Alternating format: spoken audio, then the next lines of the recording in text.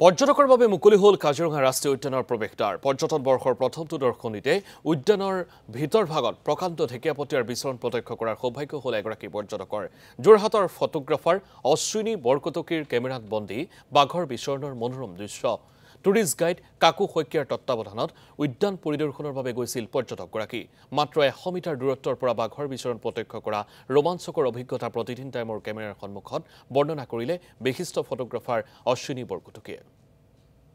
এই সন্দৰ্ভত বিতংভাৱে জনাব সতীৰ্থ মনোজ প্ৰতিম শইকীয়াই।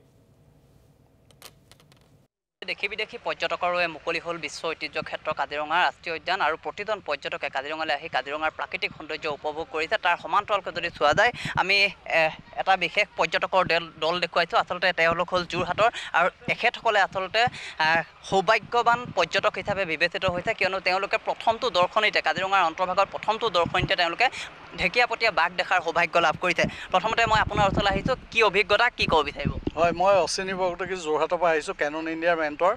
আজি আচলতে আমি কষ্ট কৰিছিলোঁ। আমাৰ টুৰিষ্ট গাইড কাকু শইকীয়াৰ লগত আমি 3টা বজাতে আজি উঠিছিলোঁ। 5টা বজাত আহি ইয়াত ওলাইছিলোঁ আৰু 6টা বজাত পাইছোঁহি।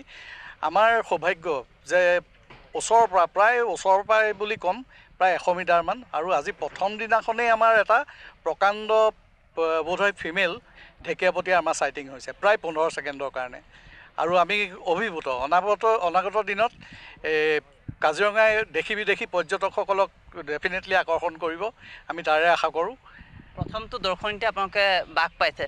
হয়, সেইটো মানে আমাৰ লাক বুলিও ক'ব লাগিব, প্লাছ আমাৰ কষ্ট মানে আপোনালোকে জানেই ৱাইল্ড লাইফ ফটোগ্ৰাফী কিমান কষ্টকৰ, কাৰণ যোৰহাটৰ পৰা ইয়ালৈ প্ৰায় 1.5 ঘণ্টা লাগে। গতিকে কালি ৰাতি খুব সোনকালে উঠি আহিছোঁ আৰু প্ৰথম দিনাখন আমি বিভিন্ন প্ৰগ্ৰেম এৰি থৈ পেলাই আজি প্ৰথম দিনাখনেই সোমাম, প্ৰথম দিনাখনেই কি হয় দেখা যাব বুলি এটা ডেডিকেশ্যন লৈ আহিছোঁ। সেই হিচাপত লাকৰ লগত আমাৰ কষ্টটোও আছে, দুইটা মিলাই পেলাই। আৰু আপোনালোকৰ ৱেল উইচাৰখিনি আশীৰ্বাদো লাগিব চবৰে।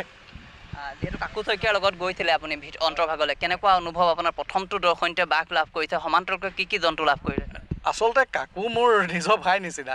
ইয়াৰ আগৰবাৰ মই 20 বাৰ সোমাইছোঁ আৰু 20 বাৰত আমি প্ৰায় 11 বাৰেই আমাৰ টাইগাৰ চাইটিং হৈছে। আৰু এই ক্ষেত্ৰত মই ভাবোঁ কাজিৰঙাত বেষ্ট মানুহ কাকু শইকীয়াই, মানে টাইগাৰ চাইটিঙৰ ক্ষেত্ৰত। আৰু আমি লাষ্ট 19 নম্বৰ বাৰ ইভেন আমি গল্ডেন টাইগাৰো কেপচাৰ কৰিছোঁ বাগৰি ৰেঞ্জত। গতিকে আমাৰ অভিজ্ঞতা খুব ভাল এই বছৰৰ বাকীখিনিৰ কাৰণে। দেখা যাওক কি হয়, আহি থাকিম। যিসকল বিদেশী ফটোগ্ৰাফাৰ আছে তেওঁলোকৰ প্ৰতি কি আহ্বান? তেওঁলোকৰ প্ৰতি আহ্বান, তেওঁলোক আহক, আহি পেলাই আমাৰ এতিয়া চাওক, আমাৰ বস্তুটো কি হৈছে, কাজিৰঙাৰ টাইগাৰ চাইটিংটো আমাৰ বৰ্তমান চালুকীয়া অৱস্থাতে আছে। আজি অলপ দিনৰ পৰা এইটো পপুলাৰ হৈছে। কাকুহঁতৰ হাতত তেওঁলোকৰ ৱেল গাইডেঞ্চত গোটেই বস্তুটো পপুলাৰ হৈছে। গতিকে বাকী ৰানথামবোৰ আছে, বান্ধৱগড় আছে, তেনেকৈ আপোনাৰ ওচৰতে কাৰ্বেট আছে। তাত অলৰেডি এইটো এটা অৰ্গেনাইজ হৈ গৈছে। কাজিৰঙাত আমাৰ আচলতে এতিয়াও খুব ভালকৈ অৰ্গেনাইজ হোৱা নাই, কিন্তু হ'বলৈ আৰম্ভ কৰিছে। কাৰণ আজি প্ৰথম দিনাখনেই তেওঁলোকে যিটো কষ্ট কৰি ৰাস্তা পদূলি মেৰামতি কৰি থোৱাৰ কাৰণেহে আমি সেই জেগাটো পাবগৈ পাৰিলোঁ, নহ'লে অলপতে চক বানপানী হৈ গৈছে।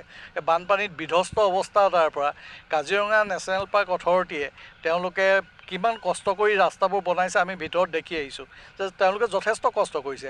তেওঁলোকক সেইকাৰণে কাজিৰঙা নেশ্যনেল পাৰ্ক অথৰিটিকো অভিনন্দন জনাইছোঁ। আৰু দেশী বিদেশী পৰ্যটক ডেফিনেটলি আহক, তেওঁলোক খুচ হ'ব। আৰু টাইগাৰ চাইটিং 100% হ'বই। লগততো আপোনাৰ সোৱাম্প ডিয়াৰ আছে, ৱাটাৰ বাফেলো আছে, এছিয়াটিক লায়ন, সেইখিনিতো আছেই। 1 হৰ্ণ ৰাইনৰ কথা ক'বই নালাগে, সেইখিনিতো পাবই। কিন্তু এতিয়া টাইগাৰ চাইটিঙৰ কাৰণে খুব মানে ভাৰতৰ এখন লেখত ল'বলগীয়া জেগা হ'বলৈ গৈ আছে।